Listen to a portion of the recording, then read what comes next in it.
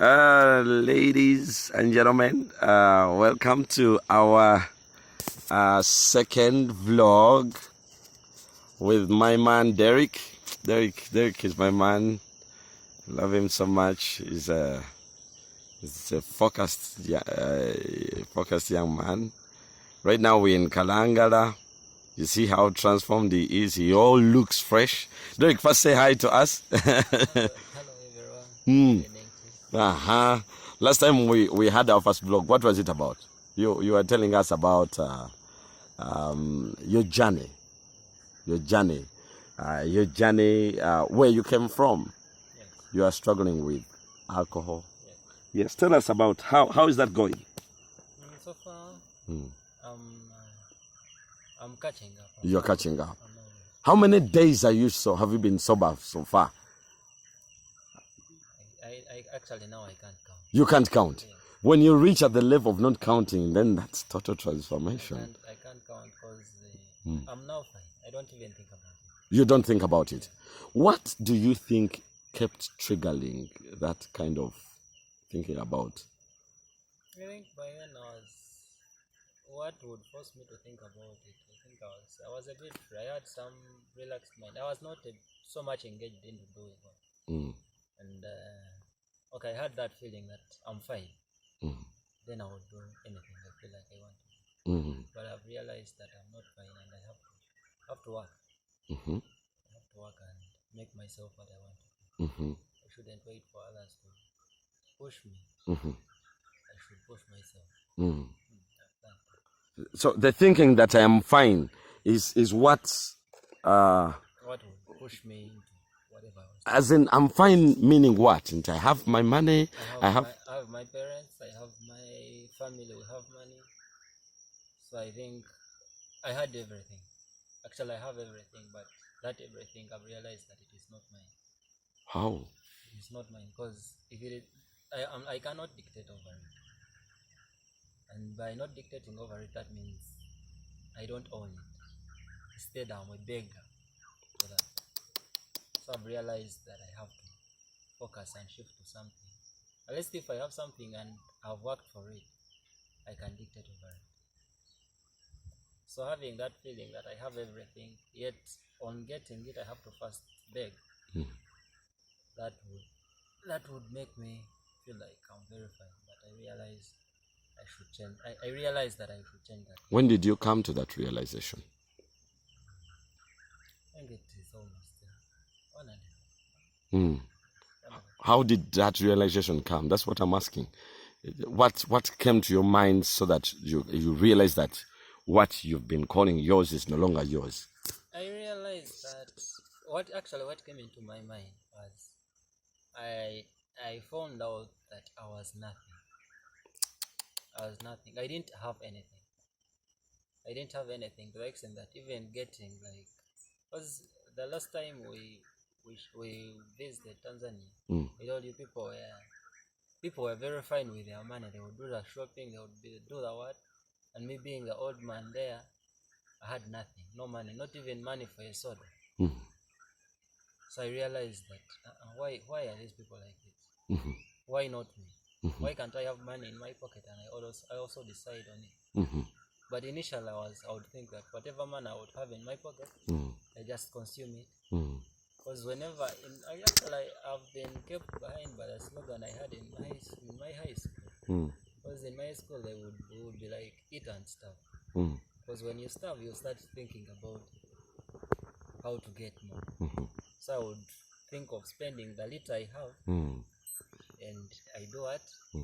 I think of begging again for more. But I realize that time of begging is no more. Because I feel like I should have what I should have, and I use it to get what I don't have. So in Tanzania, your eyes were opened? My eyes were open. My eyes were opened, and so far the places I've visited with you, Mr. GK, I feel like I can't push back behind. I've seen people enjoy life with what they have. People living a happy life, not under any influence, but not under. That's very important. Not under any influence. Any influence. Yes, but they are very fine. They're enjoying life. So for you, at first, you used to believe that It was, I would be moved by that. no one can enjoy life without. Actually, I would think, not that I would think, I had in mind that without alcohol I couldn't do it. Because whenever I would take something, I would even feel the energy to do work. Just tell me, Derrick, you do something. I would first sneak somewhere, you take something, then I have the energy to work. But now I'm pushing myself. I don't take anything now, but I can do it. And I feel very happy when I'm doing that. Wow. And I think what has helped me most, because I've been so much engaged in prayer, and I've done some fasting. And whenever I wake up in the morning and I pray, my day pushes on very well. I don't think about anything. Wow. So there is a power of God attached on your recovery. Yes. He's working. According to you, have you ever felt like as if your life was not moving, was stuck? Yes. It was not moving. Because I would keep I would just keep on one thing. Actually, I was not moving anywhere. Because in the last episode I told you, I felt someone told me that even if I make a party right now and I invite friends, I wouldn't get any friend to invite. So that means I've been left alone. Who told you that kind of statement? He's a certain man here, a family friend. Yeah, he had come to check on us, and my father had been insisting that I should join something.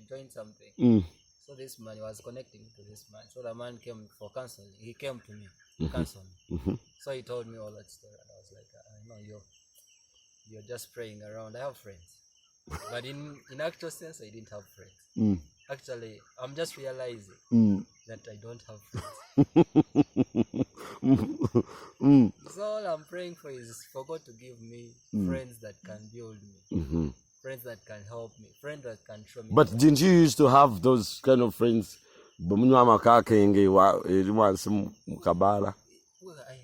We had.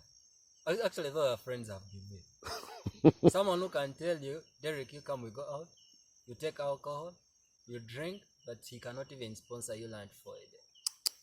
But he can kill you with booze. You ask, you have a problem, help me with 5,000, he doesn't. He will tell you, I don't have. But when you plan, let's go and booze, he has enough money to pay.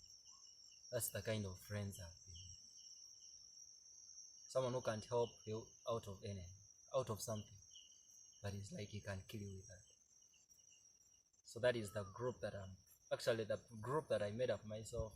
I made my mind like to go out with that group. Wow. And I get new friends who can help me, who can build me, who can put me to another level. Because I still feel, though I am moving from something, because at first, right now, I'm praying for one thing. God to give me life and I forget all about the past. This is the book I read was telling me I should forget all about the past and start focusing on something. I focus on what is ahead. Because I can rebuild my life from where it is now to some other level. Tell me about the battle to keep money. The battle to keep money. Tell me about that. Because someone else, by the way, who is going to be watching this vlog might be going through something like that. Tell me about that. The battle to keep money. I think I've had a very big battle. Although I'm now getting on the line, but it has been so challenging. Because me keeping money is like, to me, I may call it even evil. Keeping money in my pocket. Because whenever I would get money initially, all I would think of was first get something. Not even food, but get something to drink. Something like what? Something to drink. Some booze. Some booze, specifically the cheapest, I think it is Warren. Because you can measure, they can give you the amount you want. And if you're used to some barmen and women, even at 200, you can say like, give me a talk for 200. I have only 200, and he or she will give. For you told me that you were used to that, Yeah, I was used to that. to the waraji. Waraji. That even when someone gives you, even if you tell me go and take a bottle of beer, it is around 3,000. I would opt for that. Opt for what? Waraji. For waraji. Yes, because I would feel like a beer is nothing to me. I want that something that is a bit tough, that will drive me crazy. So even if someone bought you, like what is the most expensive spirit here? Maybe spirits. Like Captain Morgan. Yeah, maybe spirits. I've tasted a few of them. I haven't tasted so much, but I was comparing it with beer because beer is so much common. It is around 3,000. But if you take, I would like be thinking if someone took me out for a bottle of beer or 2 or 3, you'd rather give me the money I go and take like waraji for 3,000. It's enough for me. Then I would go back home and sleep. But what I would hate most about it is when it gets at night and that buzz is out of you. You start thinking about what you did. Wow. You'll just start imagining what you died. Continue with the battle to keep money. So it has been a very, very big challenge to me. And I don't know, and I pray to God so hard that He may help me overcome this. Because initially I would think money is meant for spending, and spending nowhere else but on books. Sometimes I leave you with little money just to test how far you can go. And today I was surprised that you still kept my money and you were able to. What made you keep that money? I left you with 3,000? Yes. What made me keep the money is, right now I don't have time for alcohol. And I try to make myself so busy. I engage myself into reading. I have a Bible, I have a book I'm reading. So I make myself busy. So much busy that I don't have even time for that. So I've tried so much that I shouldn't do anything about that. And whenever I'm going to do work, I pray to God, just help me do this and do it perfectly. It's not all about, because I realize it's not all about praising someone. Even if I took that money, or even if I kept the money because I wanted you to feel like you can trust me. It's not about me. To me, it's nothing. Yes. So I realized, even if I do it, I don't mean it. Me, I'm doing nothing. I'm doing a disservice to myself. You are doing a disservice to yourself. Wow. So I realized that I shouldn't. Whatever I'm doing, I'm not doing it for anybody. I'm not doing it crazy. Wow. I'm more about building my life. Wow. I want you. Today you've told us about the battle to keep money. That you used to struggle to keep money. Every money that comes to your pocket, even when someone spending and even giving friends. Even when someone comes to me like, Derrick, help me with this, you just give out. You have money. Why would we keep it? Because I felt that sometimes I even felt like I had, the mercy I had was to the extreme. I wouldn't even think about anything. But I have to. I'm trying to put myself right now. I'm trying to rebuild myself. Now, I just want you to give a message to someone who is watching, who is struggling with alcohol, who is afraid of starting recovery, and also to invite them to come because we have space. Tell them. Well, I will start by saying I really appreciate my time being here in Karanga. It has been actually the best time I have had so far. Because actually the second phase has been my best. The first one was like, what am I doing? Oh yes. Why? Oh yeah. Actually, I would even disturb you and I would be like, I want this. I even call home and I'm like, why did you bring this? Wow. But the second phase has been my best. I feel like I'm now relaxed. Actually, I feel I'm relieved. Wow. I'm very fine. Wow. I'm like, let come what may, as long as I build myself and as long as I come out. So there is a purpose. Yes. You are not being brought. You came the first time you were brought. Because what hurt me most was like they deceived me that you go for like back on it 2-3 clothes. So I had in mind that I'm going back soon. So what I would encourage them, they should come, they should give themselves time. And try. Yes, and whenever they come, they should be ready to change. Because I don't think what I usually have in my mind is someone can try changing you, but unless you're willing to change, you can never be changed. So it's all about someone's commitment. That is the message to the people I'm giving. Those who really feel they are so much tired with what they're doing, they should put in that aspect of changing in themselves. Give us a brief of your day in Kalangala when you wake up. No, your day. How do you spend your day in Kalangala? The first day, specifically me, I'm based in the kitchen. I do prepare breakfast. We wake up in the morning, I pray. I prepare breakfast.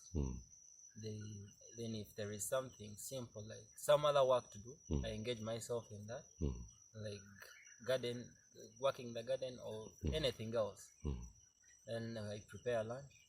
From lunch, I can serve lunch. Then after lunch, if there is anything to do, we can still do it. If we don't have anything to do, we can rest a bit.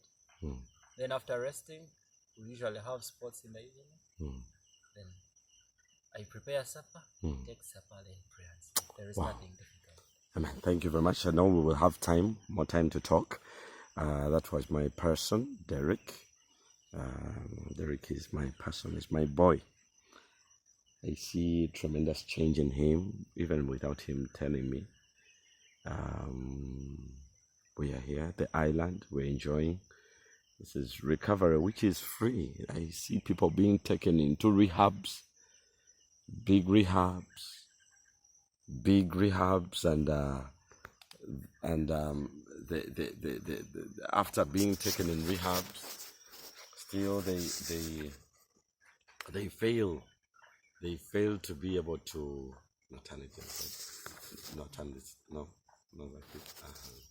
they fail to be able to recover 1 month and then 2 months, and then they go back to the. But for me, I don't believe in that kind of rehabilitation. I believe in the godly kind of rehabilitation because it's the best. So anyone who's watching this and you have a brother who is struggling, even if he's an adult, you can be able to send him here. I will not tell you that there is something that we do here, but I know there is a recovery by association. Recovery by association. There's nothing I've done to Derrick, by the way, but there is that association. There's that anointing of association that is being able to impact his life without even me knowing. That's God doing the work. We don't have a fence that's, just down there is a trading center where Derrick can buy booze. And even he has people who can buy him booze. But God has purposed it to be able to transform his life. And that's the best recovery that I believe in. That's the best recovery I believe in.